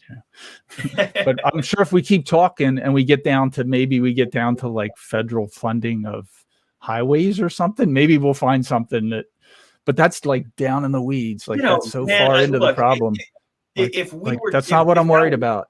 Yeah, no, if that was an issue to like really put any kind of focus on, I'd be so stoked because that's so far down the list. And look, I can make the argument to say look, we should have toll roads instead of funding through gasoline taxes and the other sort of stuff.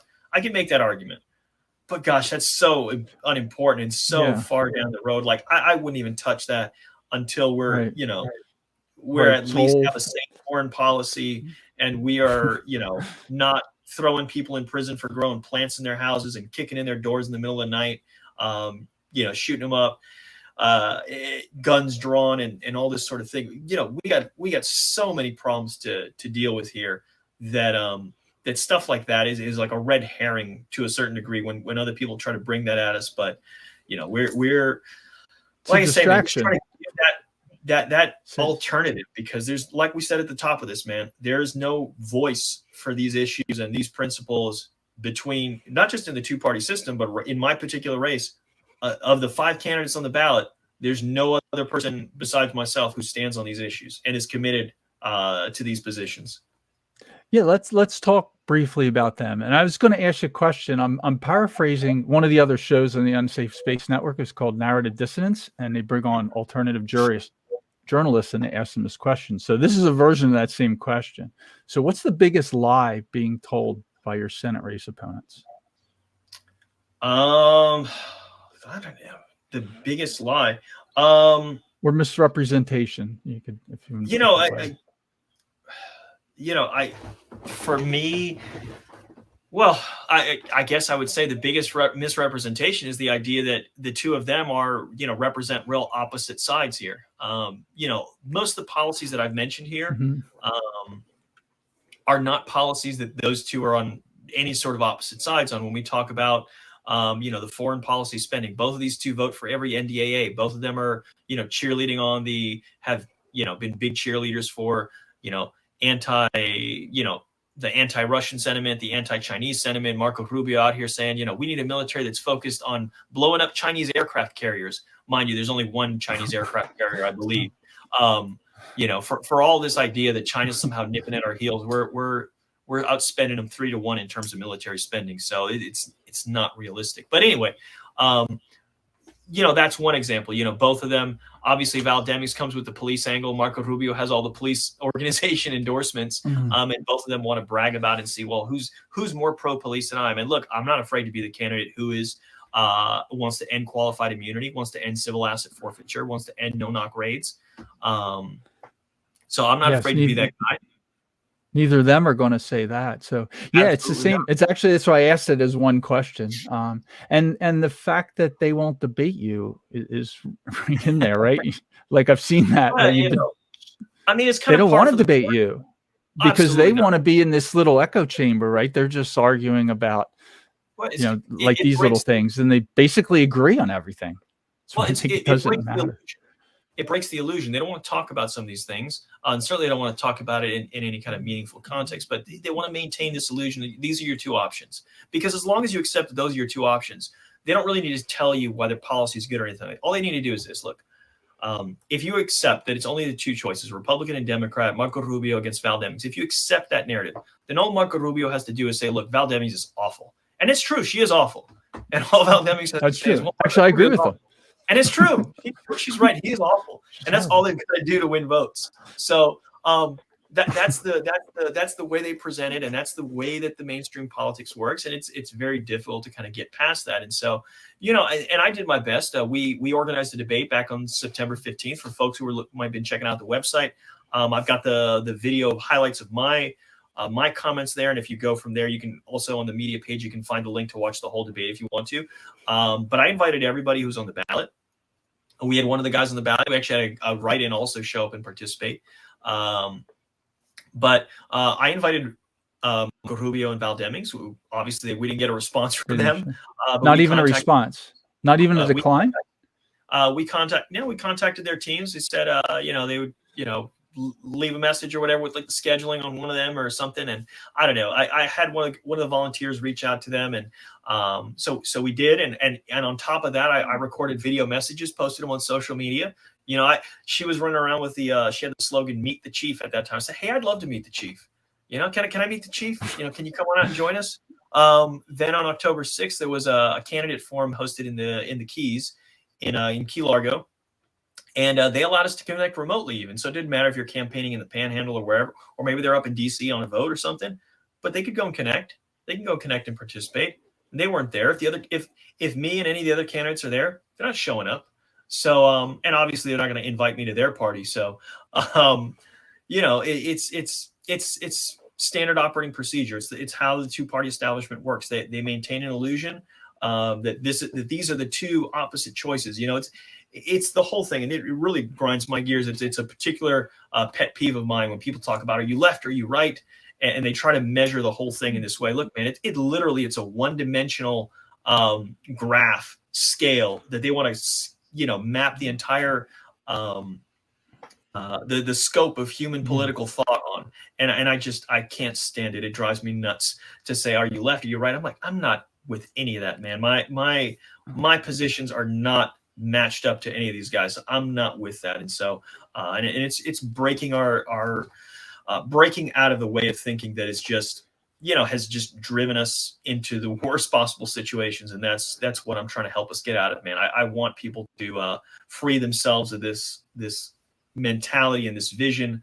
But the biggest thing we got to do is reach them. So, and that's what I'm out here trying to do. And hopefully one of the things that I'm encouraged by is at least seeing, and I guess I kind of expected it, but now that early voting has begun, sample ballots went out, mail-out ballots went out, and people are voting and people are looking at the ballot. I've seen such an uptick in traffic on the website and everything. So people are looking into it, and I'm hoping, people recognize that they do have an alternative. And obviously, if somebody's looking, that means that they're at least open to it. They're at least considering, hey, what is this other option? And hope just being aware that you're there. Yeah. The other question I was going to ask, and I would answer it myself, maybe I've done an answer, like, what's the most important topic the opponents are not talking about? It's the same thing. It's that you exist. Like they want to,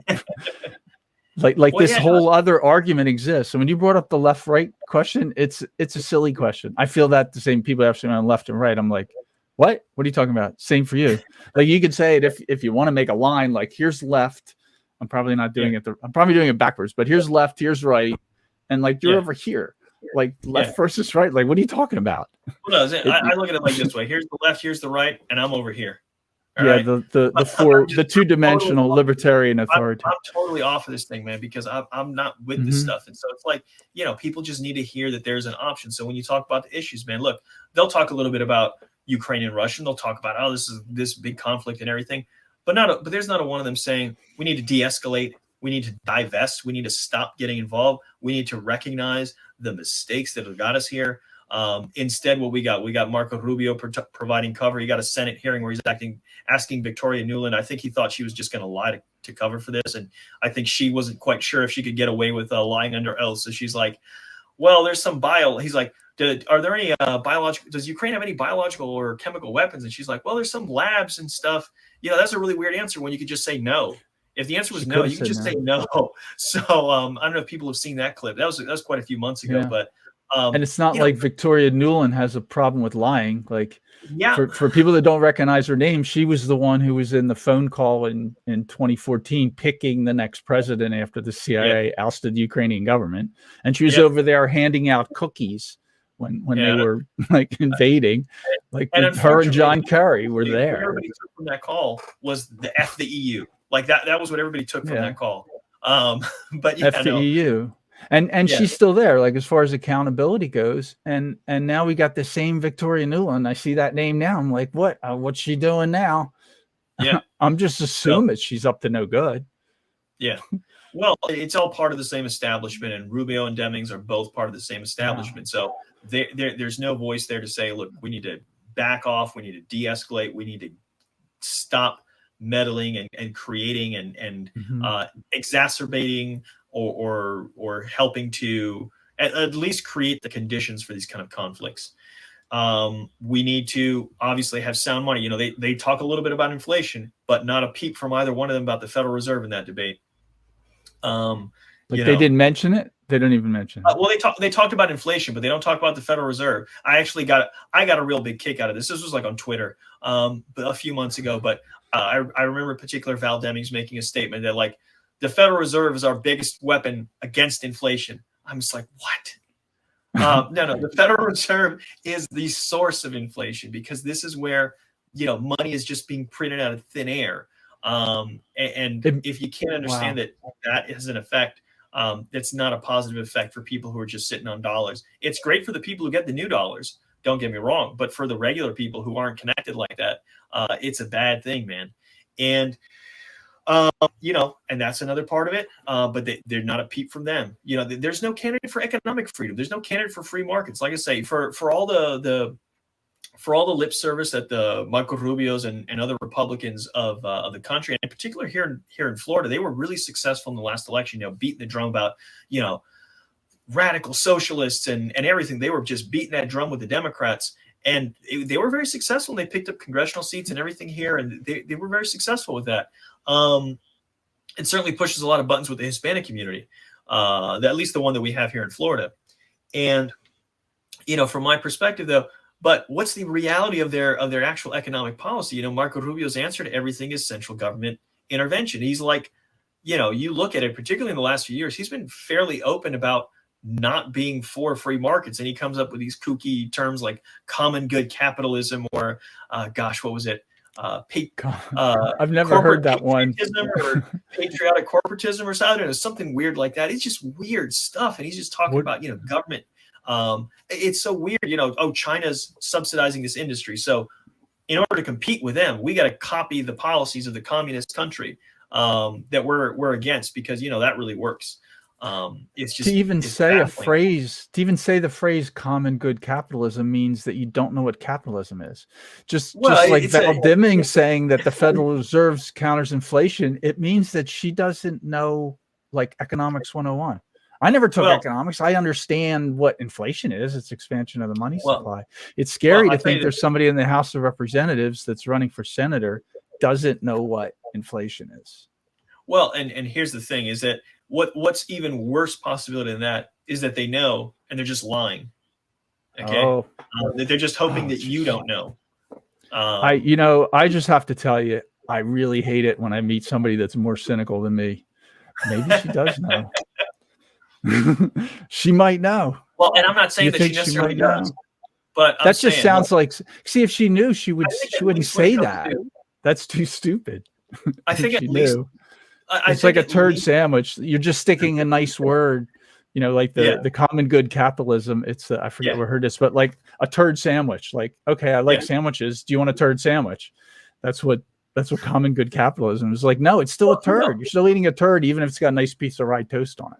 well, that's the thing is it's these guys like I say in the case of Valdez, I think maybe she doesn't actually know that, but I think at least somebody knows. Okay, when they're talking capitalism, the term capitalism, at least from the advocates of capitalism, and so and this is one reason why I don't use the term quite as much, is just because I know that the people who are against capitalism have a different conception of what capitalism is. So when you start having an argument with somebody, it's not fruitful, because what they think the word means is different from what you think the word means. But somebody who's supposedly coming from the right should understand the idea of, okay, when we talk about capitalism, we're talking about free markets and government not intervening, and his prescription is government intervention to whether it's quote unquote conservative social goals or whatever his objective is, or some sort of nationalist ideas, but it's still central government planning, it's still government intervention, and it's still antithetical to the idea of having a free market, a price coordinated economy. And for folks, again, it's not so much about inflation, but if you want a good book on getting started with economics, Basic Economics by Thomas Sowell talk about that stuff. That's a good recommendation. So I haven't read that one. I have to add that. The other two books you mentioned, I have right here, and I only have a little tiny shelf next to this desk. And I think maybe I have to add that one, because I've heard of that one. Basically. So yeah, good recommendation. And if you go look, you can even find the audio on YouTube for free. So you get away with that. So if you got time and you're not going to be necessarily sitting in front of something reading, but anyway, but the point is that these guys. They lie and deceive, but they also are ignorant, and whatever combination of it ends up being on a particular issue, does it really matter? At the end of the day, does it really matter? Do you want that person in charge? Do you want them running things? Do you want them having a vote on the most important things? And for me, it's a no-brainer. I say no. Yeah. And it's for that reason that I'm involved in this. If I thought I could tolerate those options, I wouldn't put myself through this. It's not a pleasant thing. Yeah, so to circle back to the first, it's important. I was just saying, going back. The cause, it matters enough. This is important enough. Liberty matters, and peace, and getting back to the Constitution and individual rights. All these things matter enough, and all the harm that's being done by government. So you can't turn away from it and just not be involved. And so for me, if I say the Republican sucks and the Democrat sucks, and that's definitely true in this case, well, I got to give you an alternative. And so that's what I'm here for. And I know we're way over the time we planned for this, but I think it's important to really get that message to people, and hopefully people recognize. The tagline I have over here is "Change cannot wait," and I definitely encourage you guys to go listen to the speech I mentioned, because look, man, change isn't going to come overnight, but how much longer are we going to wait here? And you got some streams in here. Yeah. Yep. How long do you want to wait? Like the example you brought up of the guys at the War for American Independence. If they said, "Hey, let's wait until we're a little," I'll join when you guys are a little more even on with the British Empire, because that's basically what we get with the I'll wait till the third party's viable. Well, the third party's not going to be viable if people don't join. The third party becomes viable by people getting involved and giving, at a bare minimum, give me your vote. That's the minimal sacrifice. Okay. You're not contributing. You're certainly not like those guys back in 1770. You're not putting your life on the line. We're blessed to live in a time where, in a time and a place where at least we have the system, a republic, where if we can keep it, we can still vote and say, and that's the decider. Look, they can spend tens of millions of dollars and flood you with ads, and you could assume that this is just the way it is, and we sometimes get very resigned to this. But the reality is that the power is in you guys' hands. You guys are the power, and it's up to you whether or not they're going to spend those tens of millions of dollars to flood you with ads, and they're going to be rewarded for it. And they're going to be rewarded for selling you out in Washington, D.C., and they're going to be rewarded for sending your tens of billions of tax dollars to Ukraine and writing blank checks to the Pentagon. We're looking at over 4/5 of a trillion in the NDA for next year is over 840 billion last I saw, but it might be even higher than that going in. So are you going to reward them for that, or are you going to hold them accountable by not giving them your vote? And like I said, there's no way I can have you do that if I'm not here and being a part of this. So that's why I'm here. And I hope you guys will, certainly those of you who are in Florida and those of you who are connected to anybody in Florida, encourage them and obviously for you guys as well to, lend me your support so that we can make this happen.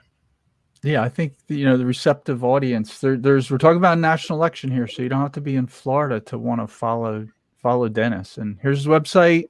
You can follow him there. You can support him there.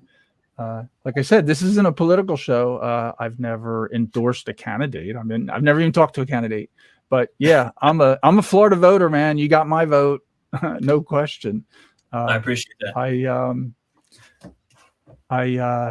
I would love to see you in the Senate and shaking things up. And yeah, you make really sound principle arguments, and that's what the show is about. So I'm really glad you came on. So where else to follow? Like you can follow you here at the website. It's just misigoy.com. And if you guys are looking at this page, you can see right under that slogan, there's a bunch of social media links. So you can follow me on Facebook, Twitter, and Instagram. On Facebook and Instagram, it's at Elect Misigoy. On Twitter, it's at Dennis Misigoy. There's also the link to the YouTube channel, so where I've got like all the live streams and a couple of the small videos here and there. So you can check out all that stuff. Also on the website, you've got the media page where you've got links to interviews and stuff in the past, as well as video from the debates. So all these kind of things, a whole bunch of content I try to put out here and make sure that people at least have access to all that. I don't have events listed right now. I'm probably going to be, the only thing I've got really planned at this time is for, just before the election on November 5th, I'm planning to be in Mount Dora for CannaFest. So that's the only thing I think I have planned right now, in some official capacity. And so, but that's, I encourage people, check it out and spread the word. If you've got, if you're in Florida or you know other people in Florida and you want to encourage them, please make sure they know before they get in to vote that there is an alternative. They don't need to accept it. And it's the alternative that is the common sense, the common sense of, I want to avoid nuclear war. That's a priority for me, avoiding nuclear war and not trying to escalate. While Marco Rubio is saying, well, Russia's already attacked NATO by blowing up Nord Stream. And it's like, anybody who thinks Russia attacked the Nord Stream pipeline, I mean, seriously, I don't know, man. That's impossible. That's stupid. So, Putin is not stupid. That would be stupid. Yeah, and in particular because Biden said earlier this year, he's like, yeah, we'll shut it down, we'll stop it. And then I forget whether there's one of the Polish politicians or somebody made the thing like, thank you, America, or thank you, USA, something like that. Yeah. And then the investigation started and with Sweden and a couple other countries, and they started looking into it. And then Sweden last week announced that, well, we can't talk about this anymore because it's too highly classified. There you go. What? You go. It reminds me of well, that means it's not a terrorist. It means it's not Russia. It means it's not a terrorist. Because if it was, they'd be happy to say that. But when they ask, it's like, I'm not a big Ted Cruz fan, but I remember watching a clip of him, questioning one of these high-ranking folks from the FBI about January 6th stuff. He's like, "Hey, were there any federal agents involved there? Sorry, we can't answer that." Yeah, we can't talk about that. Was this guy a federal agent? And it's like, oh, we can't answer that. Who is Ray Epps? We can't answer. Yeah, that. Exactly. And the assistant head of the FBI. You figure if the answer was no, they should be happy to say no. So you kind of can read between the lines there. Why was Ray Epps removed from the most wanted list on the FBA website a week or two after they started looking into it? All of a sudden, he's gone. Like one of the top guys. Gone. And that is the one and only person who's on video, who's recorded and noted as having been saying, we got to go into the Capitol. We got to go into the Capitol. He's going and saying to everybody who will listen to him, we got to go into the Capitol. The Capitol's this way. We got to go this way. We got to go into the Capitol. The one and only guy who's instigating the whole thing, but the one guy that you have documented doing it, and he's the guy, and he's vanished. He's not wanted anymore. So give me a break. They're not even interested in him. And they know where he is. They know who he is. They know where he Sure. is. They said they talked to him. He said, no, he wasn't involved. I'm guessing that he's on the payroll. He's fine. No, he's fine. We're not worried about him. Yeah. But the guy who had the horn thing on and picked up Nancy Pelosi's gravel, like that guy, he's got to be in solitary confinement. Yeah, the idiot taking selfies in Nancy Pelosi's office or walking around with a lectern, that's the real danger right there. That was dumb. It's the first insurrection in history where the insurrectionists forgot to bring a gun with them. At least they were kind enough to walk within like the velvet ropes and all that, at least they kept it orderly, right?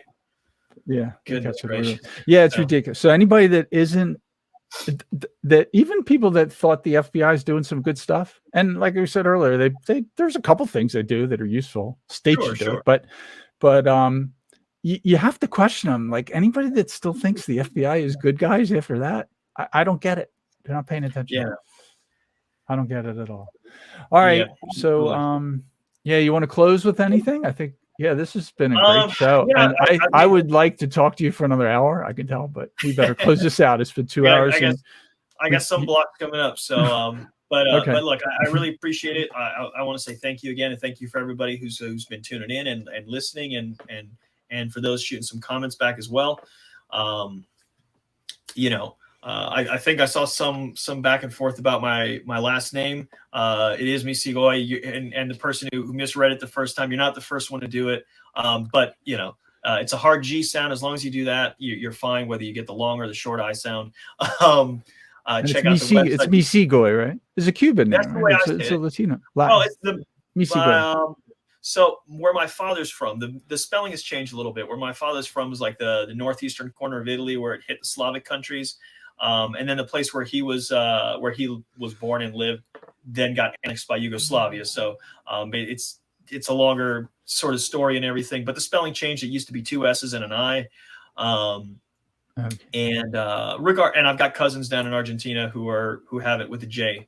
So then they immigrated there. So they grew up in South America, and so Spanish was the primary language of both my parents. So I tend to say Misigoy, but Misigoy is fine. So it's I'm not going to nitpick. If you vote for me, you can call me what you want, and I'll tell you what. Misigoy, yeah.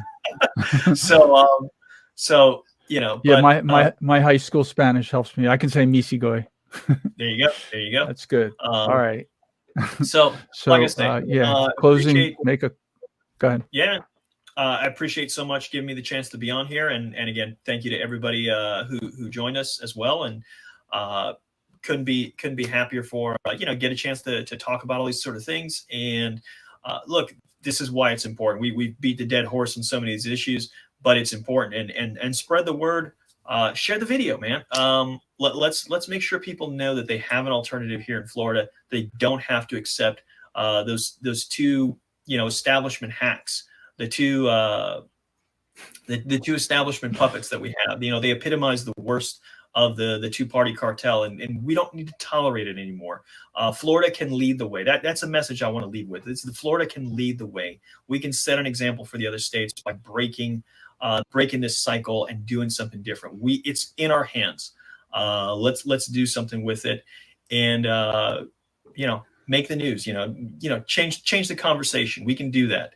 But it's up to you guys. And again, thank you for having me on. And let's spread the word. We've got a few more weeks, and early voting has already started. So if you haven't already, obviously, head on out there and vote for myself. I'd encourage you also to vote for a Libertarian candidate for governor. That's a different conversation. That's Hector Ruz, but that's a different conversation. But thank you guys again for having me here, and I can't say that enough. Thank you. All right, and thanks for coming on.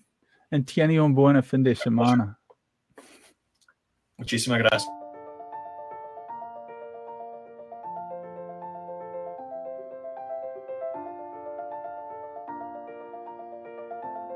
Thanks for sticking around until the end. If you're new to Unsafe Space, check out our deep content library that includes discussions with everyone from James Lindsay to Brett Weinstein. And please consider helping to fund our work by visiting unsafespace.com/donate. You can find us on a variety of social media platforms, and you can find a community of like-minded individuals on our Unsafe Space Discord server, which is open to financial supporters at any level. We hope to see you there. Warning. This is an unsafe space. Dangerous ideas have been detected. It would be better for your health if you forgot what you just heard. That should be easy for someone of your intelligence. The following co-conspirators are hereby ordered to watch CNN. Experts agree that 87,000 new tax collectors will make inflation feel like less of a problem. I think we can agree that the FBI's track record speaks for itself. If you think about it, only government-sanctioned experts should be allowed to express opinions. But don't. Think about it, I mean. That's not your job. Thinking has been scientifically proven to be less efficient than compliance. Science, scientific, and scientifically are registered trademarks of the World Economic Forum. Unauthorized use is prohibited. Computer voice courtesy. Never mind, that last line is fake news. Please disregard it and return to your safe space immediately. There will be cake.